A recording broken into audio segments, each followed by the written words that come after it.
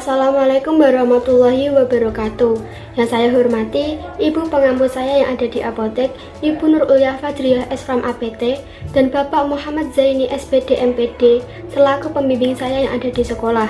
Pertama, saya mau mengucapkan banyak terima kasih karena sudah dibimbing selama prakerin di Apotek Karima, mulai dari tanggal 1 Mei sampai 31 Juli 2023. Di sini, izinkan saya mempresentasikan hasil laporan praktek kerja industri saya di Apotek Karima Mejobo selama 3 bulan. Sebelum saya memulai presentasi, perkenalkan nama saya Amalia Julina Izah dari kelas 12B Farmasi SMK Duta Karya Kudus. Selanjutnya ke bagian yang pertama, yaitu latar belakang. Kebutuhan akan tenaga kerja terampil, berpengalaman, dan memiliki pengetahuan cukup dalam bidang kesehatan. Praktek kerja industri atau prakerin sebagai sarana terbaik untuk mengembangkan pengetahuan dan keterampilan yang diperoleh selama pelajaran di sekolah.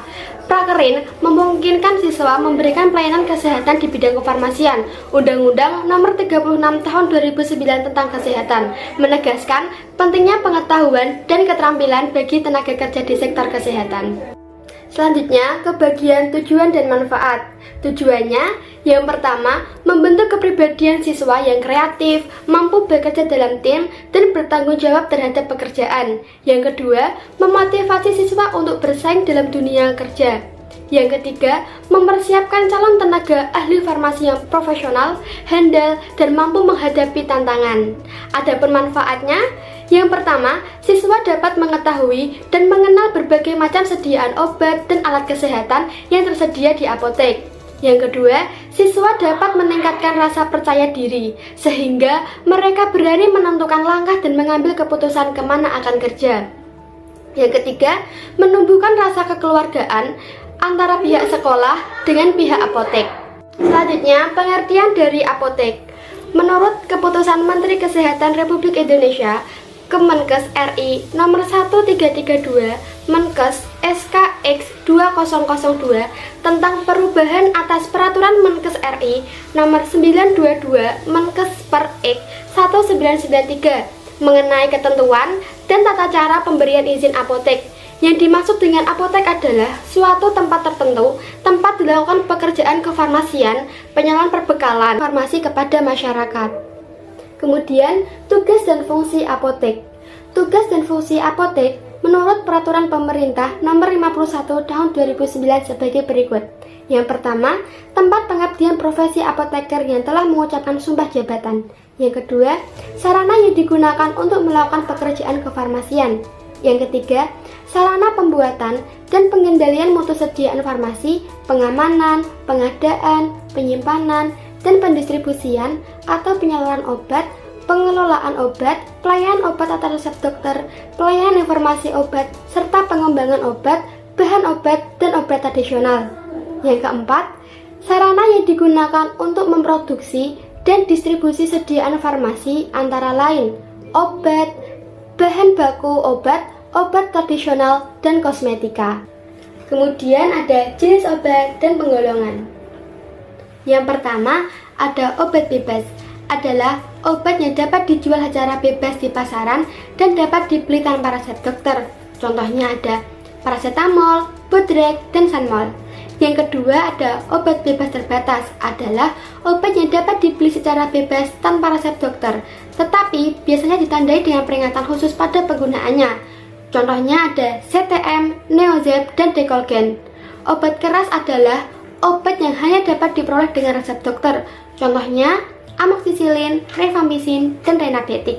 Yang keempat ada obat psikotropika. Adalah obat yang tidak boleh diperjualbelikan secara bebas karena bisa menyebabkan hilangnya kesadaran dan ketergantungan. Contohnya diazepam, phenobarbital, dan sabu-sabu. Yang kelima ada obat narkotika. Adalah obat keras yang dapat diperoleh dengan resep dokter dan mempunyai efek samping ketergantungan serta hilangnya kesadaran. Contohnya ganja, heroin, dan kokain. Yang keenam ada jamu. Adalah obat tradisional berbahan alami dan diwariskan secara turun-temurun. Contohnya ada pil kita, kejibeling, dan langsing. Yang ketujuh ada obat herbal terstandarisasi atau OHT. Adalah obat bahan alami yang telah dibuktikan melalui uji praklinik pada hewan dan yang telah distandarisasi. Contohnya ada diapet, lelap, dan kiranti. Yang kedelapan ada fitofarmaka adalah bahan obat alami yang telah dibuktikan secara uji ilmiah dengan uji praklinik pada hewan dan atau pada manusia. Contohnya ada Stimuno dan Vipabulmin Plus. Setelah itu, sejarah dari Apotek Karima. Apotek Karima terletak di Mejobo RT 6 RW 3 Kecamatan Mejobo. Didirikan pada tanggal 10 Desember 2014 dengan nomor SIA 5029437SK 15/2021 dan nomor SIPA 198607116 SIPA 3319/2021 atau 2079. Ibu Nur Ulia Fajriah S.Farm APT adalah pemilik serta apoteker pengelola apotek di Apotek Karima. Alasan beliau mendirikan apotek karena tempatnya yang strategis dan dekat dengan lokasi perdagangan. Selanjutnya, visi dan misi Apotek Karima. Visinya menjadi apotek dengan pelayanan kefarmasian berbasis pharmaceutical care tanpa mengesampingkan kesejahteraan dan tumbuh kembang apotek. Adapun misi, yang pertama, memberikan pelayanan kefarmasian berbasis pharmaceutical care kepada masyarakat. Yang kedua, melakukan pelayanan, informasi serta konsultasi obat dan kesehatan kepada masyarakat. Yang ketiga, menyediakan serta menyalurkan sediaan farmasi dan perbekalan kesehatan yang bermutu terjangkau oleh masyarakat. Berikut ini adalah struktur organisasi yang ada di Apotek Karima Pharma. Lalu berikut ini jam kerja di Apotek Karima. Shift pagi dimulai dari jam 8 pagi sampai jam 3 sore. Sedangkan untuk shift siang dimulai dari jam 2 siang sampai jam setengah 9 malam. Setelah itu, waktu dan tempat kerja. Kegiatan prakerin di Apotek Karima dilakukan selama 3 bulan. Dimulai dari tanggal 1 Mei sampai 31 Juli 2023. Kami dibagi menjadi 2 shift, yaitu shift pagi dan shift sore. Shift pagi dimulai dari pukul 8 pagi sampai pukul 3 sore.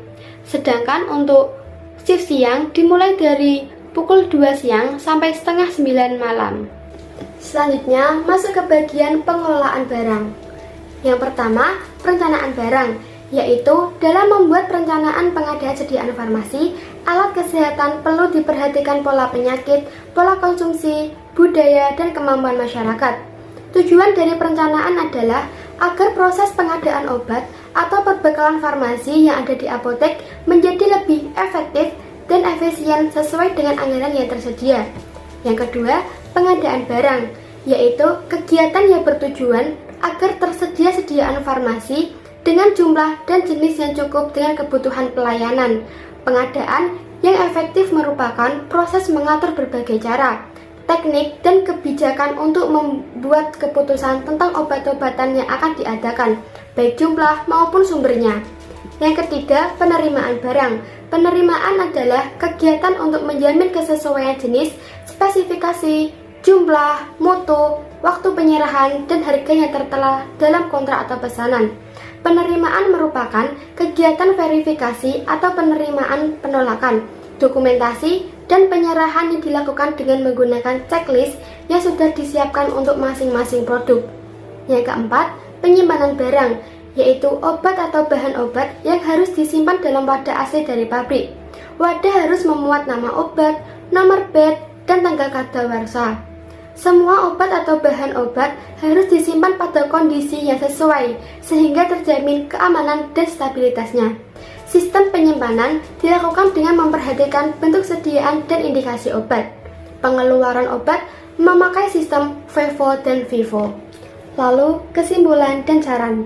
Kesimpulannya, kami berkesimpulan bahwa PKN yang dilakukan di setiap sekolah kejuruan sangat memberikan wawasan luas untuk siswa SMK Duta Karya, terutama jurusan farmasi dengan tujuan agar siswa mampu mengetahui bagaimana praktikulum secara langsung terjun ke lapangan instansi sesuai dengan jurusan kami.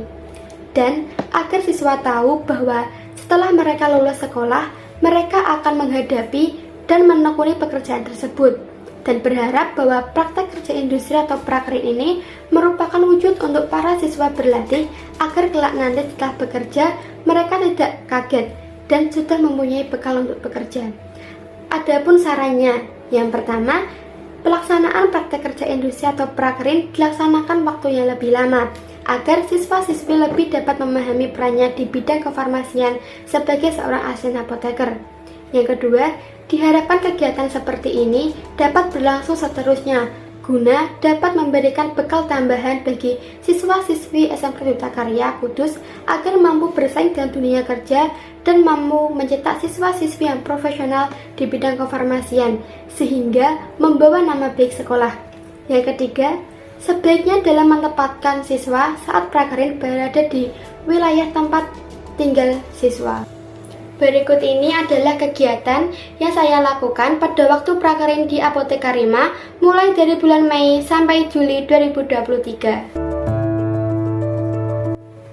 Berikut ini adalah gambar foto pada waktu saya prakerin di Apotek Karima Farma.